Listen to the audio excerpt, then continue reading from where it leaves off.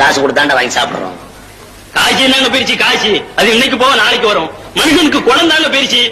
குணம் பெருசுன்றவன் ஏன்டா பணத்துக்கு பிச்சை எடுக்கிற? அந்த நிலைமைக்கு நீங்க கொண்டுட்டு வந்து விட்டுட்டீங்க. இன்னைக்கு நீங்க இருக்கிற இந்த வீடு யாரு கட்டினது தெரியுமா? யார் கட்டினதுடா?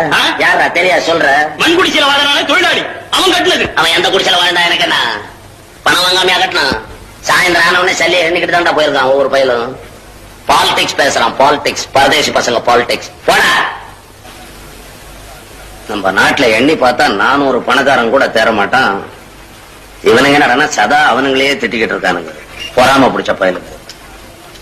ஒவ்வொருத்தன் ஒரு நாட்டை பணக்கார நாடா ஆக்கணும்னு படாத பாடு பட்டுக்கிட்டு இருக்கிறான். இங்க என்னடா இருக்கிற பணக்காரனையும் பிச்சைக்காரன் ஆக்குறதுக்கு திட்டம் திட்டுறானுங்களா? அதுக்கு பேர் என்னடான்னா சரிசமானமா வாழ்றதான். புரியாத பயலுக்கு. சரியா சொன்ன தம்பி. ஒரு பேச்சினாலும் கனகச்சிதமா தான் சொல்றேன். வாங்க பேங்கர் முனியாண்டி இல்லையா? குமார் தம்பிய பார்த்து ஒரு டிப்பு வாங்கிட்டு போலாமே. நீங்க